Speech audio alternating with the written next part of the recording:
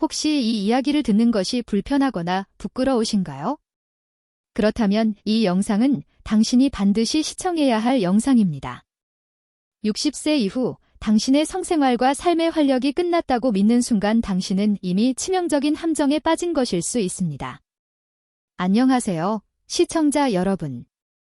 저는 서울 강남에서 30년 이상 여러분과 같은 남성 환자들을 진료해온 비뇨의학과 전문의 한수진 박사입니다.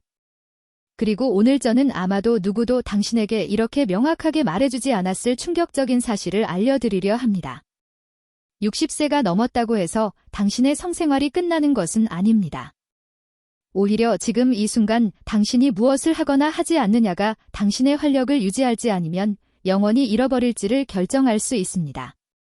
저는 제 진료실에서 수많은 나이든 남성들이 부끄러움에 고개를 숙이고 목소리조차 제대로 내지 못한 채 앉아있는 것을 보았습니다.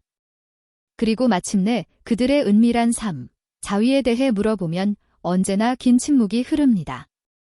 그리고는 이런 고백이 이어집니다. 예, 선생님, 이제는 거의 아무것도 느껴지지 않아요. 또는 특정한 방식으로 해야만 끝낼 수 있어요. 아니면 더 나쁘게는 제 몸이 쾌감을 느끼는 방법을 잊어버린 것 같아요. 이분들이 모르는 사실이 있습니다. 수년 동안 그들이 해온 자위 방식, 즉 빠르고 기계적이며 단절된 행위가 그들의 몸을 성기능 장애로 조건화시켰다는 것입니다. 그리고 그 결과는 조용하지만 파괴적입니다. 오늘 저는 60세 이상 남성이 저지르는 거의 모든 실수 3가지를 여러분과 공유하고 이 실수들이 당신의 성건강, 정신건강, 심지어 신체 건강까지 어떻게 망치고 있는지 폭로할 것입니다. 하지만 동시에 잃어버렸다고 생각했던 것을 되찾을 수 있는 구체적인 해결책도 단계별로 제시할 것입니다. 먼저 아직 구독하지 않으셨다면 채널을 구독하시고 알림 설정을 켜서 남성 건강에 대한 과학 기반의 중요한 정보를 놓치지 마세요. 이 메시지가 당신에게 와닿는다면 댓글에 질문을, 그렇지 않다면 이 불을 적어주십시오. 여러분의 의견은 제가 정말 필요한 콘텐츠를 만드는 데 큰 도움이 됩니다. 자, 이제 첫 번째 실수부터 바로 시작하겠습니다. 치명적인 첫 번째 실수는 의식 없이 자동 조종 장치처럼 자위하는 것입니다. 대구에 사는 67세 최성호 씨에 대한 이야기입니다. 그는 발기부전 때문에 제 진료실을 찾았습니다. 그는 제게 선생님, 제가 이제 너무 늙어서 그런가 봐요라고 말했습니다. 하지만 깊은 대화를 나누면서 저는 최성호 씨가 거의 매일 자위를 하지만 항상 똑같은 방식으로 어깨에 잔뜩 힘을 준 채 똑같이 강렬한 이미지를 보면서 똑같은 손과 움직임으로 가능한 한 빨리 똑같은 결과를 얻으려 한다는 것을 알게 되었습니다. 여러분, 수년 동안 이렇게 하면 어떻게 될까요? 당신의 뇌는 쾌감을 오직 그 특정 루틴과만 연결하도록 학습하고 당신의 민감도는 감소하기 시작합니다. 이전과 똑같은 쾌감을 느끼기 위해 점점 더 많은 자극, 더 강한 압력, 더 강렬함을 필요로 하게 됩니다. 결국 당신은 실제 파트너와의 관계에서는 반응할 수 없게 됩니다. 친밀함은 불가능해집니다. 파트너와의 관계는 너무 다르기 때문에, 너무 느리기 때문에, 너무 현실적이기 때문입니다. 이것은 단순한 나쁜 습관이 아닙니다. 이것은 신경학적 조건화의 악순환입니다. 당신의 몸이 잘못된 방향으로 과도하게 훈련된 것입니다. 이는 우리가 포르노 유발 발기부전, 지연사정, 심지어 극단적인 경우 완전한 무쾌감증, 즉 쾌감을 전혀 느끼지 못하는 상태로 이어질 수 있습니다. 그리고 여기서 더 나쁜 것이 있습니다. 당신이 몸을 이런 식으로 조건화하고도 변화시키지 않으면 잃는 것은 단순히 성생활만이 아닙니다. 자신감을 잃습니다. 자신과의 연결을 잃습니다. 신체 접촉을 피하기 시작하고 친밀감을 피하게 됩니다. 많은 남성에게 이 고립감은 정서적 거리, 우울증, 심지어 초기 인지 저하의 징후와 같은 훨씬 더 어두운 곳으로 향하는 문이 됩니다. 저는 당신에게 수치심을 주려고 온 것이 아닙니다. 저는 당신을 깨우기 위해 왔습니다. 희소식은 당신의 몸은 다시 배울 수 있다는 것입니다. 당신의 신경계는 치유될 수 있습니다. 하지만 여기에는 의식, 인내, 그리고 자위를 대하는 새로운 방식이 필요합니다. 더 느리고 더 의식적이며 단순히 감각뿐 아니라 감정과 연결된 방식 말입니다. 자위 자체가 적이 아닙니다. 하지만 의식 없이 하는 것은 핸들을 돌리지 않고 엑셀러레이터를 밟는 것과 같습니다. 결국 충돌하게 되고 그 손상을 복구하는 데는 생각보다 훨씬 더 오랜 시간이 걸릴 수 있습니다. 치명적인 두 번째 실수는 사정과 성적 접촉을 완전히 회피하는 것입니다. 이 실수는 잘못된 자위만큼이나 위험한데 바로 성적 행위를 완전히 멈추는 것입니다. 많은 남성이 특정 연령 이후, 아내의 사망 후 혹은 이혼 후 단순히 포기합니다. 그들은 나는 인생의 그 단계를 지났어. 이제 나에게는 해당되지 않아라고 생각합니다. 저는 부산에 사는 68세의 강민철 씨를 분명히 기억합니다. 그는 밤에 대여섯 번, 때로는 그 이상이나 일어나 소변을 보는 문제로 찾아왔습니다. 압박감, 충만감, 심지어 골반 아래쪽에 둔통을 느꼈습니다. 그는 그저 나이가 들어서 그런 거라고 생각했습니다. 그가 예상하지 못했던 질문은 제가 마지막으로 사정한 것이 언제입니까? 라고 물었을 때였습니다. 그는 제가 말도 안 되는 질문을 한다는 듯이 저를 쳐다봤습니다. 수년 전입니다. 선생님. 아내가 돌아가신 후로 관계를 가진 적이 없고 솔직히 제 나이의 남자들은 이제 이런 것을 멈춰야 한다고 생각했어요. 여러분, 이것이 바로 신화입니다. 65세, 70세가 되면 멈춰야 한다는 믿음 말입니다. 그러나 여기에 진실이 있습니다. 당신이 사정을 멈춘다고 해도 당신의 전립선은 계속해서 작동하고 액체를 계속 생산합니다. 그리고 그 액체가 배출되지 않으면 당신의 몸 안에 일종의 정체 상태를 만듭니다. 이 축적은 전립선 우열, 염증, 불편함, 그리고 시간이 지남에 따라 실질적인 건강 위험을 초래합니다. 당신의 전립선은 액체를 무기한 저장하도록 설계되지 않았습니다. 액체를 저장하면 부어오르고 염증이 생기며 자극을 받습니다. 바로 이때 소변이 급하거나 소변줄기가 약해지거나 방울이 떨어지는 증상, 심지어 소변을 보거나 사정할 때 통증을 느끼기 시작하는 것입니다. 대부분의 남성은 이것을 노화 탓으로 돌리지만 실제로는 막히고 압력이 가해진 시스템 때문입니다. 그리고 심각한 것은 이것입니다. 만성적인 전립선 염증은 전립선암의 위험 증가와 관련이 있습니다. 저는 금욕이 암을 유발한다고 말하는 것이 아닙니다. 하지만 잦은 사정은 전립선이 질병에 더 취약하게 만들 수 있는 염증 환경을 줄이는 데 도움이 된다고 말하는 것입니다. 실제로 하버드 대학의 대규모 연구는 거의 2만 명의 남성을 수년간 추적했으며 한 달에 최소 21회 이상 사정한 남성이 그렇지 않은 남성보다 전립선암 발병 위험이 상당히 낮다는 것을 발견했습니다. 이것은 신화가 아니라 과학입니다. 강민철 씨의 이야기로 돌아가서 우리가 대화하고 그가 자신의 몸 안에서 실제로 무슨 일이 일어나고 있는지 이해한 후 그는 변화를 주었습니다. 그는 욕망이나 외로움 때문이 아니라 자기관리 차원에서 다시 자신을 만지기 시작했습니다. 점차 그의 증상은 호전되었고 압박감이 줄어들었으며 수면도 개선되었습니다. 무엇보다도 그의 눈빛에 다시 무언가 불이 켜졌습니다. 그는 내려놓았다고 생각했던 자신의 일부와 다시 연결되었습니다. 이것을 방치하는 대가는 단순히 몇 번의 수면 부족이나 만성적인 불편함이 아닙니다.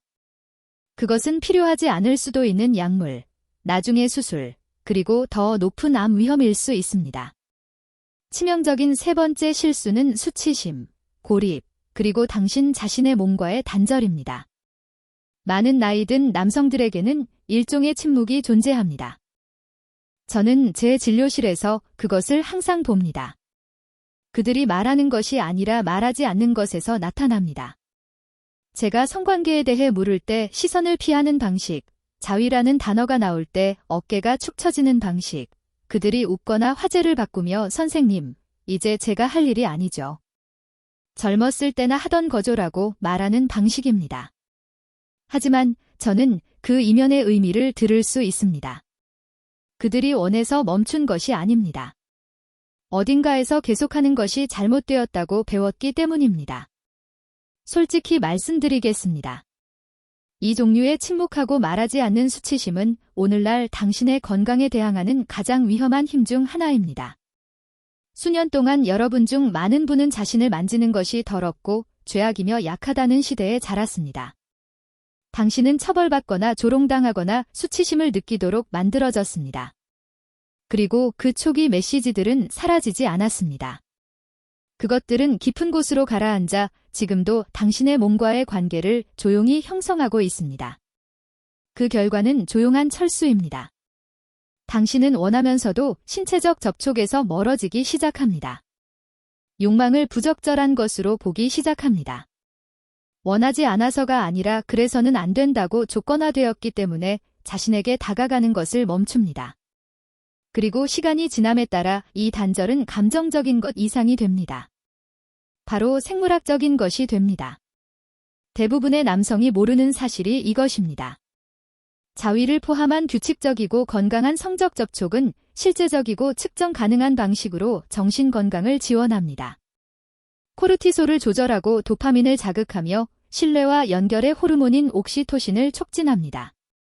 심지어 수면, 기분, 인지 기능에도 도움이 됩니다. 하지만 수치심은 이 모든 것을 방해합니다. 수치심은 근육을 수축시키고 스트레스 호르몬을 증가시키며 죄책감을 증폭시킵니다. 그리고 만성 스트레스는 불안, 우울증, 심장병, 면역 기능 장애, 심지어 치매와도 관련이 있습니다. 저는 72세의 김태영 씨라는 환자를 만난 적이 있습니다. 최근에 이혼했고 깊은 우울증에 빠져 있었습니다. 약을 복용하지 않았고 큰 건강 문제는 없었지만 그는 지치고 무감각하고 고립되어 있었습니다. 그는 10년 이상 혼자서든 다른 사람과든 성적인 활동이 없었다고 말했습니다. 그는 자신이 그러기엔 너무 늙었다고 느꼈다고 말했습니다. 그리고 그 말에는 조용한 고통이 있었습니다. 성관계를 잃은 고통이 아니라 자신의 존재 자체를 잃은 고통이었습니다. 우리는 약물 없이 급격한 변화 없이 천천히 함께 노력했습니다. 서두르지 않고 기대 없이 단순히 자신의 몸과 다시 연결하는 간단한 연습을 했습니다. 몇 주 후 무언가가 바뀌었습니다. 그는 더 잘 걷고 더 잘 잤고 다시 웃었습니다. 혈압이 내려갔습니다. 그는 고쳐진 것이 아니라 다시 연결된 것이었습니다. 이것이 바로 수치심이 당신에게 요구하는 대가입니다. 여러분의 활력을 조금씩 앗아갑니다. 당신이 살아있음을 느끼기에는 너무 늙었다고 믿게 만듭니다. 하지만 당신은 그렇지 않습니다. 친절함, 존엄성, 목적을 가지고 자신을 만지기에 너무 늙은 사람은 아무도 없습니다. 당신은 온전한 남자임을 느끼기에 결코 너무 늙지 않았습니다. 그리고 모든 것을 더 악화시키는 요인이 있습니다. 고립이 수치심과 결합될 때 남자는 자신을 만지는 것을 멈추고 다른 사람에게 만져지는 것을 멈추며 어떤 식으로든 연결하는 것을 멈춥니다. 많은 사람이 고려하지 않는 또 다른 요인이 있습니다. 바로 테스토스테론입니다. 당신의 테스토스테론은 단순히 나이가 들기 때문에 감소하는 것이 아닙니다. 당신이 성적인 자아에 완전히 관여하는 것을 멈출 때 더 빨리 감소합니다. 그리고 이 호르몬 균형이 기울기 시작하면 그것은 당신의 성욕 이상의 것에 영향을 미칩니다. 당신이 생각하는 방식, 움직이는 방식, 사는 방식을 변화시킵니다. 저는 73세 전직 소방관 김준호 씨를 기억합니다. 그는 힘과 존재감 그 자체였지만 처음 저를 찾아왔을 때는 축 처지고 피곤해 보였습니다. 그는 수년 동안 자기 자신처럼 느껴지지 않았다고 말했습니다. 그냥 속도가 느려지는 중입니다. 선생님이라고 말했습니다. 하지만 그의 검사 결과를 보니 그의 테스토스테론 수치는 임상적 결핍 직전에 있었습니다. 그리고 제가 성적인 활동에 대해 물었을 때 그는 고개를 저었습니다. 더 이상 관심 없어요. 바로 이 믿음이 진정한 위협입니다. 달력의 숫자가 아니라 당신의 성생활을 당신 존재에 살아 숨쉬는 부분으로 보는 것을 멈추는 순간이 진짜 위협입니다. 저는 김준호 씨가 천천히 다른 사람이 아닌 자기 자신과 다시 연결하도록 도왔습니다. 간단한 연습, 수치심 없이 단지 현존하는 것, 그리고 몇 달에 걸쳐 그의 호르몬 수치가 개선되었을 뿐만 아니라 그의 자세가 바뀌었습니다. 그의 목소리는 더 무게가 실렸고 그는 역기를 들기 시작했습니다. 그가 말할 때 그의 눈은 빛났습니다. 몸은 당신이 주의를 기울이는 것에 반응합니다. 당신이 성적인 자아를 무시하면 당신의 테스토스테론은 듣습니다. 하지만 당신이 의도적인 한 번의 접촉으로라도 그것을 깨울 때 당신은 당신의 뇌에 신호를 보냅니다. 나는 여전히 이것이 필요하고 여전히 느끼고 싶다. 그러면 몸은 수년 동안 약화되었던 시스템을 활성화하여 반응합니다. 그렇다면 해결책은 무엇일까요? 저는 이것을 재연결 프로토콜, 더 리커넥션 프로토콜이라고 부릅니다. 하루 10분 동안 조용하고 의도적이며 존중하는 시간을 가지며 자신과 다시 연결하는 것입니다. 의제가 없고 압력이 없으며 오직 접촉, 호흡, 그리고 의식만이 있습니다. 작동 방식은 다음과 같습니다. 첫 번째 단계, 편안하고 안전하다고 느끼는 사적인 공간을 찾습니다. 아침이나 잠자리에 들기 전 당신의 침실이 될 수 있습니다. 두 번째 단계, 5번 깊게 호흡합니다.